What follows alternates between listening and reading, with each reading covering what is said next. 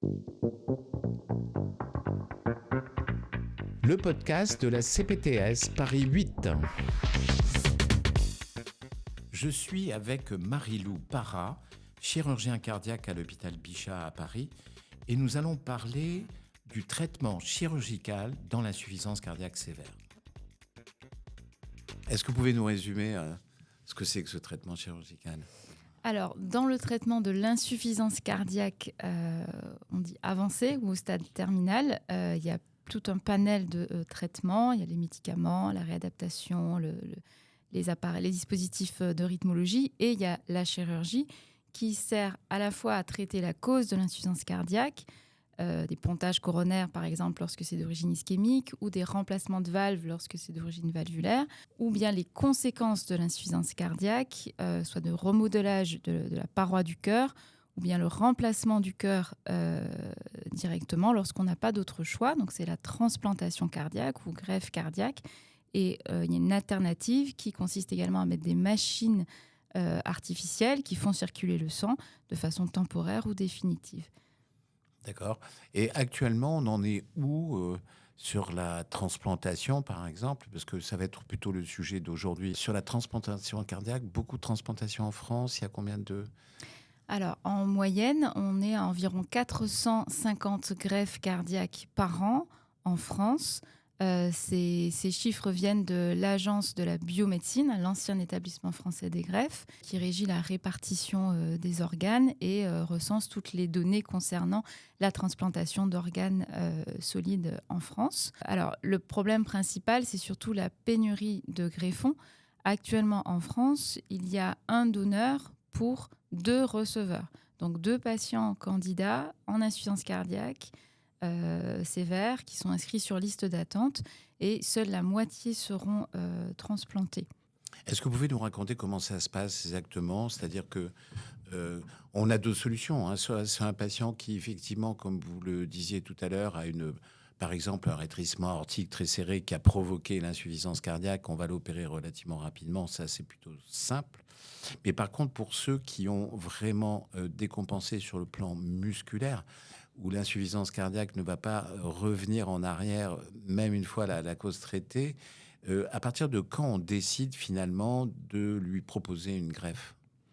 Alors, il y a effectivement 2 moyens d'accès à la greffe, de façon chronique ou en aigu. De façon chronique, c'est un patient qui a une insuffisance cardiaque, quelle que soit sa cause, et pour lequel les médicaments ne suffisent plus, qui reste symptomatique, c'est-à-dire qui reste très gêné, avec de l'essoufflement, des douleurs, des prises de poids, incapable d'assurer ses activités de la vie quotidienne, ou des arythmies qui vont compromettre sa survie à court terme. Ces patients donc, sont suivis par toute une équipe de cardiologie, soit en ville ou dans des services spécialisés à l'hôpital. Et lorsqu'on voit qu'on est arrivé au bout de ce qu'on peut faire grâce au traitement médicamenteux simple, on commence un bilan pré-transplantation.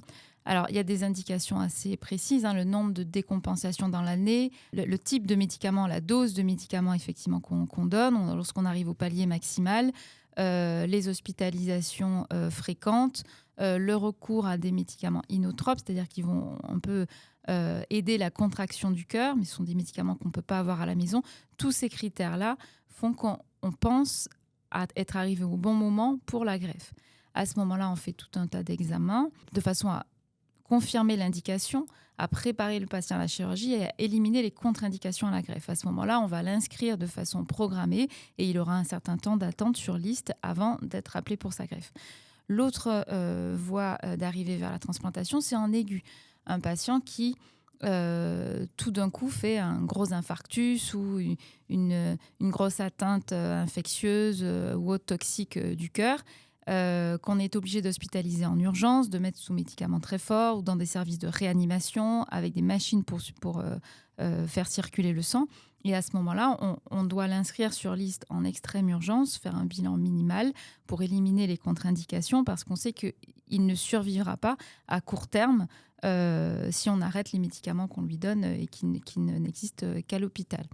Donc que ce soit en aigu ou de façon très progressive, programmée chez un patient en ambulatoire à la maison, ce sont les deux voies d'accès à la greffe. Il y a un âge limite ? Alors, on dit classiquement 65 ans, mais après, c'est dépendant de l'âge physiologique. On est déjà allé beaucoup plus loin, hein, jusqu'à 70 ans, chez des patients très sélectionnés qui n'ont pas d'autres pathologies que celle du cœur, qui ont encore un bon état général, pour lequel il n'y a vraiment pas d'alternative. Voilà, donc en moyenne, on dit 65 ans, mais ça peut aller un peu plus loin. Et juste après la greffe, il se passe quoi? Alors, juste après la greffe, donc une fois que le patient a été opéré, a reçu son nouveau cœur, il est dans un service de réanimation. Soit le cœur fonctionne tout de suite, correctement. Et dans ce cas-là, on va pouvoir réveiller le malade, progressivement le réhabiliter, lui enlever tous les appareils de surveillance. Il va passer dans un service d'hospitalisation traditionnel, puis partir en convalescence et rentrer à la maison avec un suivi régulier. Soit, ce qui est malheureusement assez souvent le cas, le cœur ne repart pas tout de suite parce que lorsque le cœur est arrêté pour permettre la transplantation, il souffre inexorablement et il a encore besoin d'aide, soit d'une machine, soit de médicaments, pour progressivement refonctionner et s'habituer à son nouvel organisme. Et dans ces cas-là, la réanimation peut être beaucoup plus longue, ça peut durer plusieurs semaines. Il y a des patients des fois qui restent plusieurs mois parce qu'ils ont des complications d'ordre infectieux, de l'insuffisance rénale, de l'insuffisance respiratoire, des saignements, des choses comme ça, qui nécessitent de rester longtemps dans un service de surveillance très rapproché jusqu'à pouvoir enfin sortir de réanimation de l'hôpital et rejoindre le suivi classique. Dans tous les cas, il y a un certain nombre de traitements médicamenteux qui accompagnent les suites d'une transplantation.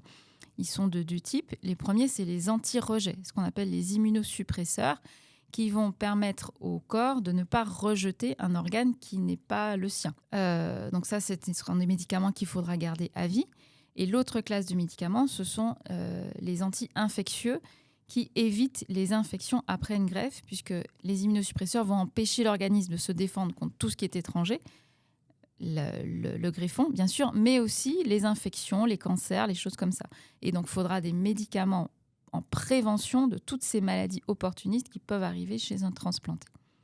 Donc en fait, un traitement relativement lourd, médicamenteux, relativement lourd après la greffe. Et il y a des médicaments aussi parce qu'on peut avoir une anomalie des artères coronaires après sur les greffons. Oui, alors... Alors j'ai une question parce qu'elle s'est posée très récemment au cours d'une petite réunion CPTS, où je vous invite tous à venir à la CPTS Paris 8. Est-ce qu'on doit mettre un traitement préventif ou non? Oui, alors il y a des recommandations internationales qui sont plus des consensus pour mettre en place un traitement qui va prévenir ce qu'on appelle la vasculopathie ou la vasculopathie du greffon, la maladie coronaire du greffon. En effet, il y a un type de rejet qui n'est pas le rejet aigu lié au système immunitaire, mais qui a une espèce de rejet chronique, qui est une réaction un peu inflammatoire qui va se faire au niveau du cœur, où les artères du cœur, donc les coronaires, vont présenter un espèce de petit dépôt d'épaississement de leurs parois, qui n'est pas forcément lié à l'athérome, au cholestérol ou autre, comme dans les gens qui ont des problèmes d'artères liés à plein de facteurs de risque. C'est vraiment lié à la tolérance et à la réaction progressive du greffon au cours du temps. Alors, il y a des patients qui vont présenter cette maladie coronaire du greffon plus ou moins rapidement et qui vont nécessiter des angioplasties coronaires, des stents. Mais c'est assez diffus. Ce n'est pas vraiment une lésion comme quelqu'un qui fait un infarctus qui a encrassé une artère. On appelle ça une hyperplasie intimale. C'est un épaississement des parois à l'intérieur des artères du cœur et qu'on appelle classiquement le rejet chronique de greffe ou la maladie coronaire du greffon, et qui parfois nécessite d'être retransplanté au bout de plusieurs années chez certains patients. Et donc, pour effectivement diminuer le risque de survenue de cette maladie coronaire du greffon, on peut mettre en place des traitements comme de l'aspirine, par exemple, ou des médicaments contre le cholestérol qui vont empêcher l'accumulation de plaques surajoutées à cette maladie coronaire du greffon. Et puis, il ne faut pas oublier qu'il y a le terrain aussi de base du patient, les cardiopathies ischémiques, donc liées à des problèmes coronariens, représente plus d'un tiers des causes d'insuffisance cardiaque des patients greffés. Et donc, le patient, il garde ses facteurs de risque initiaux. En plus, les corticoïdes, par exemple, qui font partie des immunosuppresseurs, sont aussi à risque de développer du diabète ou d'autres maladies qui vont eux-mêmes se surajouter aux facteurs de risque de départ, comme le tabac ou autres. Ce qui fait que tous ces risques cumulés, effectivement, exposent les transplantés cardiaques à des maladies coronaires qui justifient un traitement préventif. D'où l'importance d'une bonne réadaptation après. Parce que effectivement, on voit chez les greffés qui viennent en réadaptation. Alors, je ne sais pas, on sait que dans l'insuffisance cardiaque, il n'y a que 1% dans certaines régions françaises qui sont adressées en réadaptation, mais en gros, c'est 10% dans la plupart des SSR. Pour nous, on a de la chance, la structure libérale légère qu'on a créée dans le 8e, on a 30% d'insuffisance cardiaque. Est-ce que pour les greffés, tous vont en réadaptation ou qu'une partie ? Alors, nos patients, en tout cas la grosse majorité, vont en réadaptation, idéalement tous, pour plusieurs raisons. Parce que, comme ils étaient insuffisants cardiaques avant, ils se sont déconditionnés, ils ont perdu l'habitude de faire des efforts parce que leur débit cardiaque ne leur permettait pas de faire des efforts et d'assurer un apport d'oxygène suffisant à leurs muscles. Donc, ils ont déshabitué leurs muscles à faire des efforts. Et donc, ça va être très important de retrouver cet état, cette trophicité musculaire et ce réentraînement à l'effort. Deuxième chose, c'est qu'il faut qu'ils habituent leur nouveau cœur aussi à fonctionner. Alors, il y a ce qu'on appelle la dénervation cardiaque. Quand on fait une greffe, on perd un petit peu les réflexes d'accélération du rythme. Lorsqu'on fait un effort, lorsqu'on est ému, lorsqu'on est énervé ou autre, on a notre système nerveux qui dit au cœur d'aller un petit peu plus vite. Lorsqu'on est greffé, les petites connexions nerveuses ne se refont pas forcément. Et donc, il faut réhabituer notre cœur par l'exercice à s'accélérer pour s'adapter aux différentes situations qui nécessitent d'augmenter sa fréquence cardiaque. Et puis, l'autre chose, c'est qu'on a dit que les patients pouvaient rester longtemps en réanimation et donc forcément perdre en masse musculaire, avoir ce qu'on appelle des neuromyopathies de réanimation, comme n'importe quel patient, quelle que soit la cause de son hospitalisation.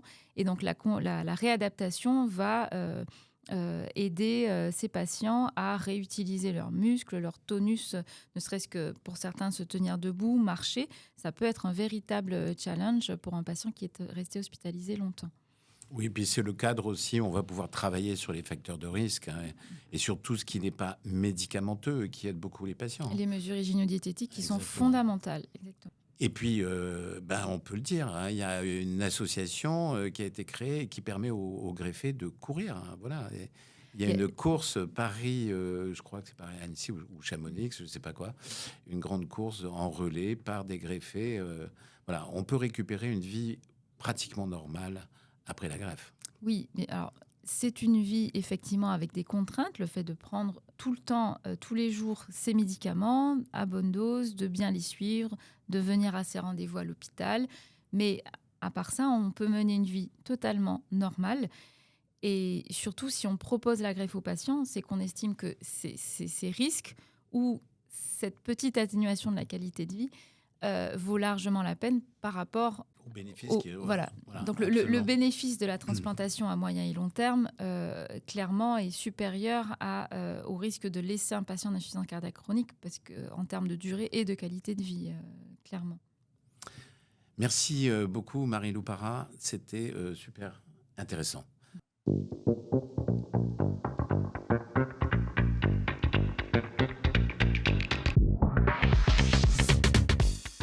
Lorsque l'insuffisance cardiaque devient très sévère et que les thérapeutiques actuelles ou habituelles ne suffisent plus, il reste encore un espoir, la greffe cardiaque.